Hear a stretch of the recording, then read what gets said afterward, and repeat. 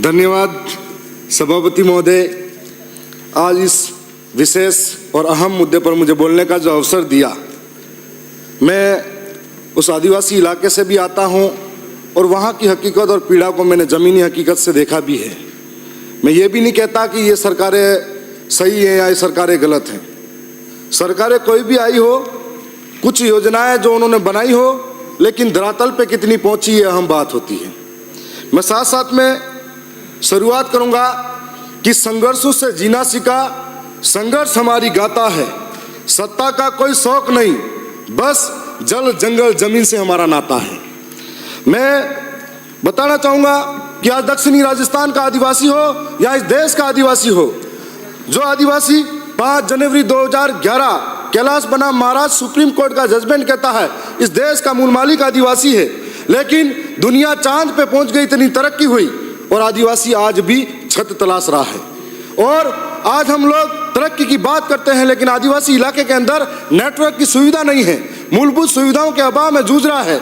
मेरे से पहले पोखरण से आने वाले माननीय सदस्य ने कहा था कि जब वनाधिकार के अधिनियम कानून नहीं बने, उससे पहले आदिवासी इस देश का जंगलों में रहता आया है, लेकिन उससे आज विस्थापित होना पड़ता है। आज मैं कहना चाहूँगा कि जो आदिवासी कहीं ऐसे इलाके जहाँ पर मूलभूत सुविधाओं के तरस रहा है, बिजली, सड़क और पानी के लिए तरस रहे हैं, तो हमें जरूरत है कि ऐसी योजना बनाई जाए जहाँ रेड जोन घोषित करके उन आदिवासी इलाकों के अंदर सड़कें बनाई जाए, जहाँ पर मैं मानता हूँ कि एक पेड़ माँ के नाम ऐसा नारा सब जगह लगाया जाता है। एक पेड़ माँ के नाम हसदेव अभ्यारण्य कोयले के लिए राजस्थान के नाम और लाखों पेड़ों को तबाह कर दिया जाता है।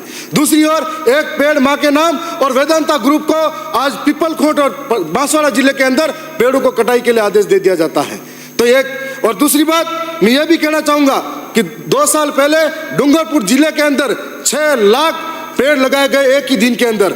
6 लाख पेड़ लगाने के बाद गिनीज और वर्ल्ड रिकॉर्ड के अंदर वो पेड़ों का नाम आ गया था, लेकिन आज क्या 6 पेड़ है कि नहीं है, ये बड़ी बात है।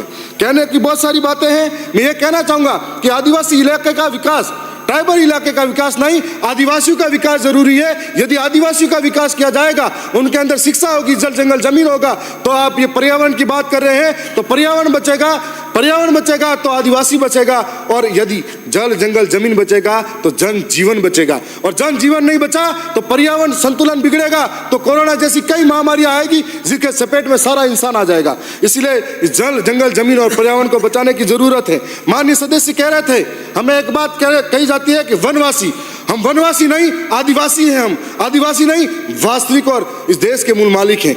वन का मतलब जंगल में सारे जीव जंतु जानवर रहते हैं, तो हमें एक तरीके से गाली लगती है, इसलिए इसको वनवासी नहीं आदिवासी कहा जाए। मान्य आप, मैं साथ साथ में यह भी कहूंगा कि हमारे वहां पर तेंदू के पत्तों के बहुत बड़ा संग्रह किया जाता है, जिसके माध्यम से बड़े स्तर पर बीड़ी बनाने का उपयोग किया जाता है।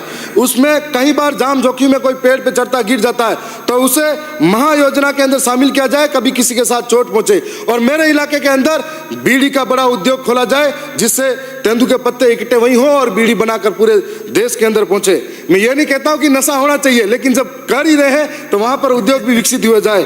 साथ साथ में सीता माता अभ्यारण्य जो हमारे इलाके के अंदर है, तो सीता माता अभ्यारण्य के अंदर इसमें से बीड़ी वाला मामला हटा देना है। सीता माता अभ्यारण्य का जो मामला है, वहां पर अभी उड़न गैलेरी के नाम से सीता माता वन अभ्यारण्य प्रसिद्ध है।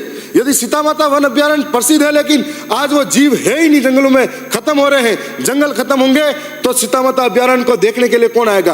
पर्यटन स्थल तभी विकसित होंगे जब जंगल हरे भरे होंगे।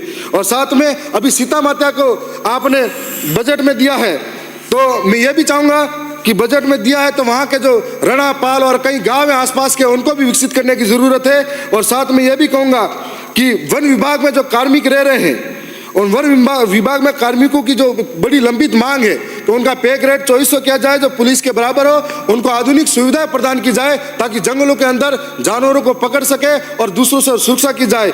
और साथ में यह भी कहूँगा कि कई ऐसे कानून हैं कि हमारे यहाँ पर खनन को लेकर कई कंपनियां आई और खनन को लेकर सरकारें अभियान चलाती है, पर जब अभियान चलता है तब यह अभियान में बड़े लोग और बड़े माफिया नहीं मारे जाते, छोटे छोटे लोग मारे जाते हैं जो ट्रैक्टर ट्रॉली लेकर घूमते हैं। और ये बड़े लोग बहादुरी का डंडा जब दिखाते हैं तो गरीबों पर दिखाते हैं। मैं इतना ही कहूँगा, लास्ट में इतना ही कहूँगा, तुम कुर्सी की दौड़ में मशगूल हो, हम हक के सवाल लिए खड़े हैं। जो जंगल हमारा ठिकाना था उसी से हम बेघर होके पड़े हैं।